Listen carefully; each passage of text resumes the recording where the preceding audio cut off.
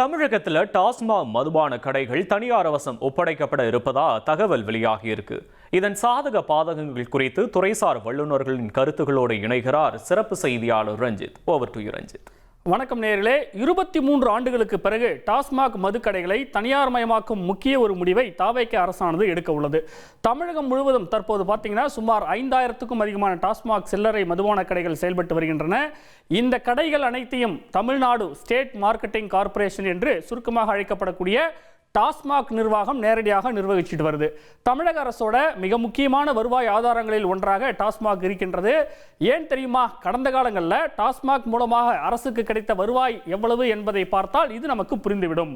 கடந்த 2023-24 நிதியாண்டில் பார்த்தீங்கன்னா டாஸ்மாக் மூலமாக மொத்தம் தமிழக அரசுக்கு 45,855 கோடி ரூபாய் வருவாய் கிடைத்திருக்கின்றது. இதுவே சென்ற நிதியாண்டில் 2024-25 நிதியாண்டில் 48,344 கோடியாக உயர்ந்திருக்கின்றது. அதாவது 2,488 கோடி ரூபாய் அதிகம். டாஸ்மாக் மூலமாக பொதுவாக மது விற்பனை மூலமாக அந்த ஒவ்வொரு பாட்டிலுக்கும் ஆயத்தீர்வை வரி என்று சொல்லப்படக்கூடிய எக்ஸைஸ் டியூட்டி பிளஸ் வாட் வரி பிளஸ் இதர வரிகள் மூலமாக அரசுக்கு வருவாயானது கிடைக்கின்றது. உதாரணம் சொல்லணும் அப்படின்னா ஒரு 150 ரூபாய் மதிப்பு கொண்ட ஒரு பிராந்தி பாட்டில் விற்கப்படுது அப்படின்னா அதனுடைய அடக்க விலை 55 ரூபாய், அதாவது மதுபானத்தின் விலை.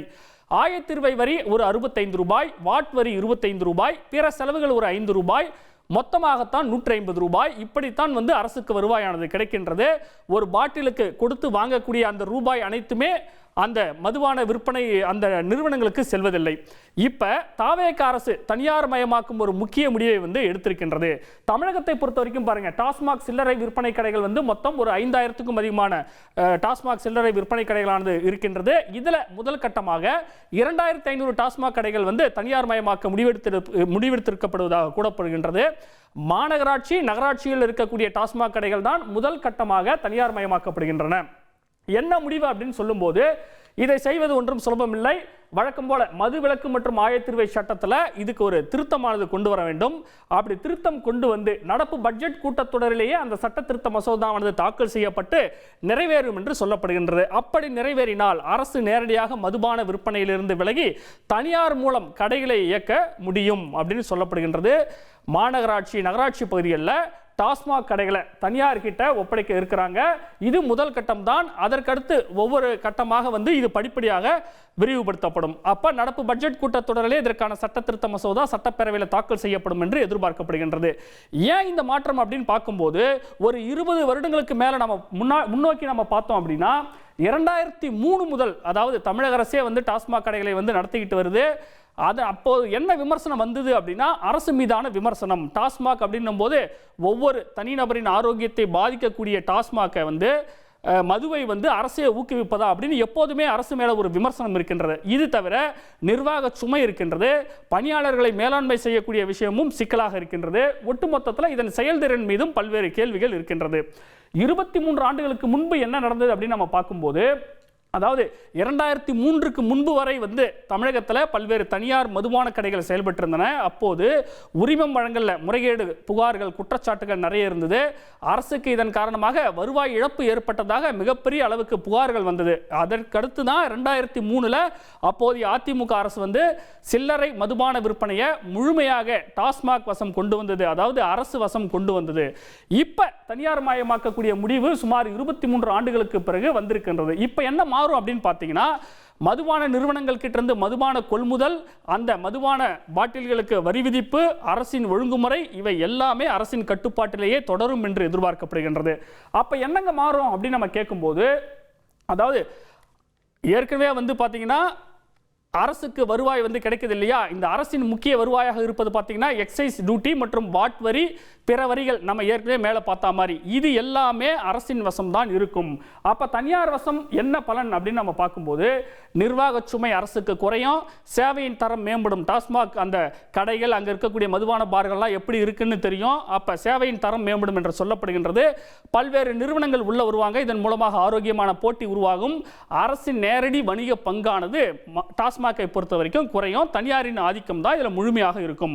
அதே நேரத்தில் எதிர்மறை தாக்கமும் இருக்கு. தனியார் மயமாக்கும் போது என்ன எதிர்மறை தாக்கம்?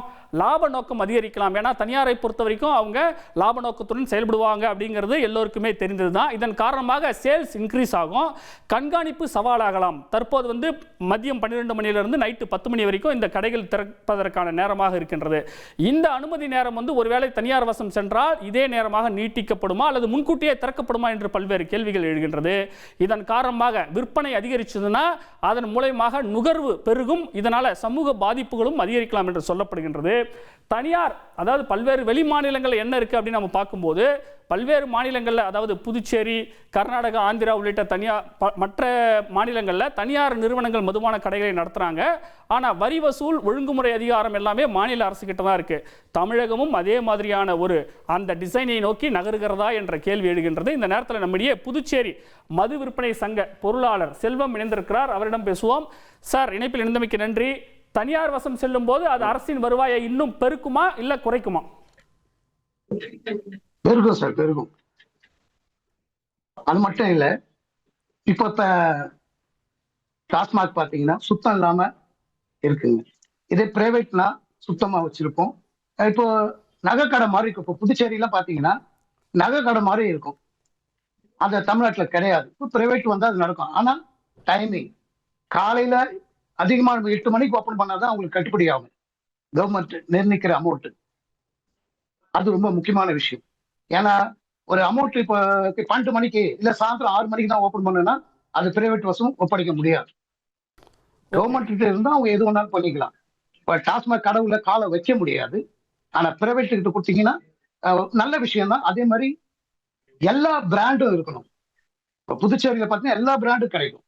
ஆனா தமிழ்நாட்டுல அப்ப இருந்தவங்க அவங்களோட பிராண்டு மட்டும் தான் அந்த கடையில் விற்பாங்க. அதனால அவங்களுக்கு அந்த நிச்சயமா தமிழ்நாடு ஃபுல்லா கொஞ்சம் பிரச்சனையா இருந்தது. இப்ப பிரைவேட் கடைகளை கொடுக்கறது வந்து நல்ல விஷயம் தான். இணைப்பில் இணைந்து உங்களுடைய கருத்துக்களை பகிர்ந்தமைக்கு மிக்க நன்றி சார். தொடர்ந்து நம்முடைய பொது சுகாதார நிபுணர் குழந்தைசாமி இணைகிறார். சார் வணக்கம். இணைப்பில் இணைந்தமைக்கு நன்றி சார். தனியார் மயமாக்கப்படும் போது வந்து அந்த விற்பனையை பெருக்க வேண்டும் அப்படிங்கிற காரணத்துக்காக தனியார் நிறுவனங்கள் லாப நோக்கத்துடன் தான் செயல்படுவாங்க. அப்ப மது பழக்கத்திற்கு அடிமையானவரோட எண்ணிக்கை இன்னும் அதிகரிக்கத்தானே செய்யும். இது எதிர்மறை விளைவுகளை ஏற்படுத்தாதா? நிச்சயமாக தனியாரிடம் கொடுக்கும் பொழுது இன்னும் அதிக லாப நோக்கத்துடன் செயல்படுவார்கள். ஏற்கனவே எனக்கு முன் பேசிய இந்த மது விற்பனையாளர் சங்கத்தை சேர்ந்தவர் காலையில் 8 மணிக்கே கடையை ஓபன் பண்ணணும் அப்படின்னு அந்த கோரிக்கையை இப்பவே அவர் சொல்ல ஆரம்பிச்சிட்டாரு. அதனால மதுவை எங்க வச்சு குடிச்சாலும், தனியார் இருக்கக்கூடிய கடைகள்ல வாங்கி குடிச்சாலும், அரசு இருக்கக்கூடிய டாஸ்மாக் கடையில வாங்கி குடிச்சாலும் அது மிக கடுமையான பாதிப்பை, அதாவது அவருடைய அந்த குடியாரரின் உடல்நிலைக்கு ஒரு பாதிப்பை ஏற்படுகிறது. அதே போல சமுதாயத்திற்கு, அவர் சார்ந்த குடும்பத்திற்கு எல்லா இடங்களிலும் அந்த ஒரு பாதிப்பை தான் ஏற்படுத்துகின்றது. அதனால அரசு விற்பதா தனியார் விற்பதா என்ற கேள்வியே ஒரு மிக ஒரு தவறான அதுவே கூடாது என்பதுதான் மருத்துவர்களின் சுகாதார வல்லுநர்களின் கருத்தாகும். இப்ப அரசு ஒருவேளை தனியார் மயமாக்கினாலும் பொது சுகாதாரம் சம்பந்தமா என்னென்ன விஷயங்களை சார் கவனத்தில் கொள்ளணும், என்ன நடவடிக்கை எடுக்கணும்? அது ரொம்ப முக்கியமான ஒரு நடவடிக்கை. ஏற்கனவே பாத்தீங்கன்னா இந்த FL2 லைசன்ஸ், 3 லைசன்ஸ் இந்த மாதிரிலாம் பல்வேறு வகையான FL12 லைசன்ஸ் இந்த மாதிரிலாம் கொடுத்துருக்காங்க. ஸோ இங்க இந்த பார்ஸ், மணமகள் மன்றங்கள், ஹோட்டல், 5 ஸ்டார் ஹோட்டல்ஸ் இங்கெல்லாம் குடிச்சிட்டு நம்ம ஒரு விஷயத்தை எல்லாரும் புரிஞ்சுக்கணும். அது டாஸ்மாக்ல பாத்தீங்கன்னா இந்த மாதிரி இந்த பல்வேறு லைசன்ஸ் பெற்ற கடைகள்ல, பார்ஸ்ல, மணமகள் மன்றங்கள்ல பார்க்கும் பொழுது வாகனங்கள்ல வர்றாங்க, 2 வீலர்ல வர்றாங்க, கார்ல வர்றாங்க. மது குடித்தவுடன் 5 to 10 நிமிடங்களுக்குள்ள பாத்தீங்கன்னா அதனுடைய எஃபெக்ட் தெரிய ஆரம்பிச்சிடும். அதே போல ஒரு அரை மணி நேரத்துல இருந்து ஒரு 3/4 மணி நேரத்துல பாத்தீங்கன்னா அவர்களால் அந்த வாகனத்தை ஓட்ட முடியாத, இயக்க முடியாத ஒரு சூழ்நிலை ஏற்படும். இன்னைக்கு எந்த கடையில பாத்தீங்கன்னா, எந்த இடத்துல பாத்தீங்கன்னா வாகனங்கள் வராங்க. சில வெளிநாடுகள்ல மது அருந்திய பிறகு அந்த ஹோட்டல்ல இருந்து வீட்டுக்கு போறது, இல்ல அந்த பார்ல இருந்து வீட்டுக்கு போறது, அவங்க வாகனத்தை அவங்க அனுமதிக்க மாட்டாங்க. அவங்க ஆட்டோலையோ அல்லது நடந்தோ அல்லது டாக்ஸியோ பிடிச்சுதான் போகணும். இல்ல டிரைவரோட வந்தா மட்டும்தான் அனுமதிப்பாங்க. இந்த குறைந்தபட்சம் இந்த ஒரு கட்டுப்பாடையாவது கொண்டு வந்தால் விபத்துகள் குறைவதற்கான வாய்ப்பு நிறைய இருக்கும். சார், இது ஒரு பொருளாதாரம் சார்ந்த ஒரு முடிவா இல்ல பொது சுகாதாரம் சார்ந்த ஒரு முடிவா? தமிழக அரசின் இந்த நடவடிக்கைக்கு என்ன நோக்கமாக இருக்க முடியும்? பொது சுகாதாரம் சார்ந்த முடிவு என்றால் இந்த மதுவை அடியோடு வந்து ஒழிக்க வேண்டும். ஒரு 35 ஆண்டு காலம் மதுவை இல்லாமல் இருந்தது. 1971 இந்த மது விலக்கு வந்து விலக்கி கொள்ளப்பட்டது. அதுல வந்து இன்னைக்கு கிட்டத்தட்ட ஒரு 55 ஆண்டுகள் 2 தலைமுறைகள் மதுவை குடிக்கின்றார்கள்.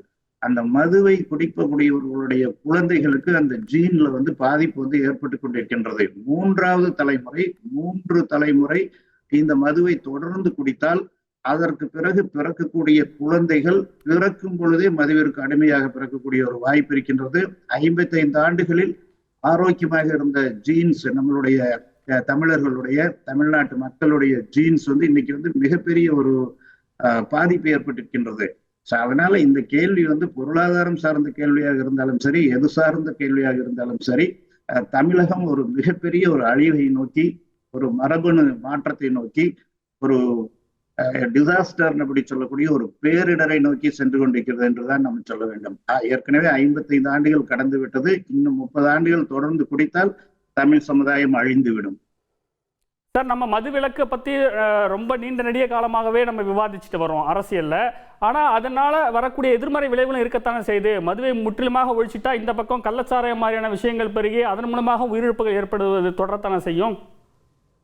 கள்ளச்சாராயம் ஏற்படும் என்று சொல்லுவது ஏற்புடைய ஒரு கருத்து கிடையாது. ஏற்கனவே 35 ஆண்டுகள் மதுவிலக்கு, முழுமையான மதுவிலக்கு இருந்தது. குடிக்க பழகாத ஒரு சமுதாயம் உருவாக்கப்பட்டிருந்தது.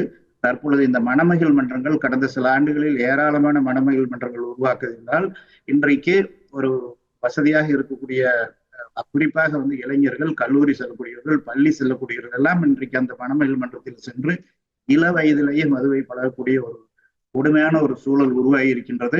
கொரோனா காலகட்டத்தில் நாம் பார்த்தோம். கொரோனா காலகட்டத்தில் இந்த டாஸ்மாக் மதுக்கடைகள் முழுமையாக மூடப்பட்டன. அதனால 6 மாதத்திற்கு மேலாக எந்த பாதிப்பும் அந்த மது அருந்தக்கூடியவர்களுக்கு, குடிப்பவர்களுக்கு ஏற்படவில்லை என்பதை நாம் அனுபவபூர்வமாக கண்டிருக்கின்றோம். ஏராளமான மருத்துவமனைகள் இருக்கின்றது. இதனால் மதுவை குடிக்காமல் இருக்கதால் வரக்கூடிய விளைவுகளை, சிறு சிறு பாதிப்புகளை மிக எளிதாக மருத்துவர்களால் கட்டுப்படுத்த முடியும். மக்களும், காவல்துறையும், அரசு இயந்திரமும் நினைத்தால் கள்ளச்சாராயத்தை கட்டுப்படுத்துவது என்பது ஒரு பெரிய விஷயம் அல்ல. தற்போதுள்ள அரசு லஞ்சத்தை ஒழிக்க வேண்டும் என்பதில் மிக உறுதியாக இருக்கின்றார்கள். லஞ்சத்தை ஒழித்தால் இந்த கள்ளச்சாராயத்தை ஒழிப்பது மிக எளிதான ஒரு விஷயம். செய்ய முடியாத காரியம் எல்லாம் ஒன்று கிடையாது. மக்கள் நன்மை நம்ம முன்னாடி வந்து நம்ம மைண்ட்ல, நம்மளுடைய மனசுல மக்கள் நன்மை வந்து இருந்ததுன்னா இதெல்லாம் ஒரு பெரிய விஷயமே கிடையாது. ஏற்கனவே பீகார் மோசமா இருந்தனால பீகார் கூட இன்றைக்கு வந்து குடிக்காம இருக்காங்க. இன்னைக்கு வந்து தமிழ்நாட்டுல வந்து பாத்தீங்கன்னா வட மாநிலங்கள்ல இருந்து வரக்கூடிய மாணவர்களோட எண்ணிக்கை குறைஞ்சிருக்கு. ஏன்னா அப்பா அம்மாட்ட கேட்டா என்ன சொல்றாங்க, ஏன் நீங்க வந்து மெட்ராஸ் கணிப்பு படிக்க வைக்கலாமே, தமிழ்நாட்டு கணிப்பு படிக்க வைக்கலாமே அப்படின்னு சொல்லும் பொழுது, இல்ல அங்க போனா எங்க குழந்தைய வந்து குடிச்சு பழகிக்குவாங்க, அங்க போனா எங்க குழந்தைய வந்து கஞ்சா அடிச்சு பழகிக்குவாங்க, போதை மருந்து யூஸ் பண்ணி பழகிக்குவாங்க அப்படின்னு சொல்லக்கூடிய ஒரு யதார்த்தமான நிலைமைதான் தமிழகத்தில் நிலவி கொண்டிருக்கின்றது. எனவே எந்த வகையான போதையாக இருந்தாலும் அதை கடுமையான நடவடிக்கைகள் எடுக்க வேண்டும். மக்களிடையே விழிப்புணர்வு ஏற்படுத்த வேண்டும். நிச்சயமாக நம்மால் தடுக்க முடியும். சார், இப்ப மதுவுக்கு அடிமை என்கிற ஒரு நிலையிலிருந்து மதுவை வெறுமனே ஒரு பழக்கமாக அதை வச்சுக்கிட்டா அது நல்லதா, எப்படி சார்? மதுவை வந்து ஒரு சமுதாயத்துல இந்த மதுவுக்கு எதிரான ஒரு கருத்து நிலவ வேண்டும். குடியாரர்கள் கூட நம்ம சொல்றதுக்கு வந்து யோசிக்கிறோம். மது பிரியர்கள்னு அவங்களுக்கு வந்து ஒரு பெயர் கொடுத்துருக்கிறோம். மது குடிப்பது ஆரம்பத்தில் ஒரு பழக்கமாக ஆரம்பிக்கிறது. அதற்கு பிறகு அது வந்து ஒரு அடிமைத்தனம், மதுவிற்கு அடிமையாகுதல் என்ற ஒரு நிலையை நோக்கி சென்று விடுகிறது. எதுவாக இருந்தாலும் அதையும் சரி செய்ய முடியும். மேலை நாடுகள்ல மதுங்கிறது ஒரு பழக்கமாகத்தான சர்வசாதாரணமா இருக்கு. அங்க இது இந்த அளவுக்கு ஒரு பிரச்சனையா இருக்கா, தீவிர பிரச்சனையா இருக்கா? மேலை நாடுகளிலும் பிரச்சனையாகத்தான் இருக்கின்றது. அதுல வந்து எந்த விதமான சந்தேகம் கிடையாது. நம் மேலை நாடுகளை நல்ல விஷயங்களுக்கு உதாரணமாக எடுத்துக்கொள்ள வேண்டுமே தவிர, மேலை நாடுகளில் குடிக்கிறார்கள் அதனால இங்கேயும் நம்ம குடித்தா என்ன அப்படிங்கிற ஒரு கருத்து வந்து நம்ம வந்து ஏற்றுக்கொள்ள முடியாது. குடி வந்து எங்க குடிச்சாலும் யார் குடிச்சாலும், எந்த நாட்டுல குடிச்சாலும், எந்த விதத்துல குடிச்சாலும், எந்த வகையான மதுவை குடித்தாலும் அது உடல் நலத்திற்கு கேடு, அது நாட்டிற்கு கேடு, சமுதாயத்திற்கு கேடு. நன்றி சார். இணைப்பில் உங்களுடைய கருத்துக்களை, பார்வைகளை பகிர்ந்து கொண்டமைக்கு மிக்க நன்றி. நேயர்களே, டாஸ்மாக் மதுக்கடைகளை தனியார் வசம் ஒப்படைக்க இருக்கக்கூடிய தமிழக அரசின் முடிவானது தற்போதைய அரசியல் எதிர்வினைகளை வரத் தொடங்கிவிட்டது. மது பழக்கம் இதன் மூலமாக அதிகரிக்கவே செய்யும். இந்த முடிவை கைவிட வேண்டும் அப்படின்னு பாமக தலைவர் அன்புமணி ராமதாஸ் மிக கடுமையாக எதிர்ப்பு தெரிவிச்சிருக்கிறாரு. படிப்படியாக மதுக்கடைகளை மூடி முழுமையான ஒரு மது விலக்கை நடைமுறைப்படுத்த வேண்டும் அப்படிங்கிறது தான் தமிழ்நாடு அரசின் இலக்காக இருக்க வேண்டுமே தவிர இப்படி தனியார் வசம் ஒப்படைப்பது எந்த வகையிலும் ஏற்றுக்கொள்ளத்தக்கதல்ல, இது கண்டிக்கத்தக்கது என்று அவர் கூறியுள்ளார். அதனால மதுக்கடைகளை படிப்படியாக மூடி மது விலக்கை அமல்படுத்த வேண்டும். அந்த பயணத்தில் இடதுபுறம் திரும்புவதோ வலதுபுறம் திரும்புவதோ அல்லது யூ-டர்ன் போடுவதோ மிக மோசமான விளைவுகளை ஏற்படுத்தி விடும் அப்படின்னு அவர் சுட்டிக்காட்டி இருப்பது குறிப்பிடத்தக்கது.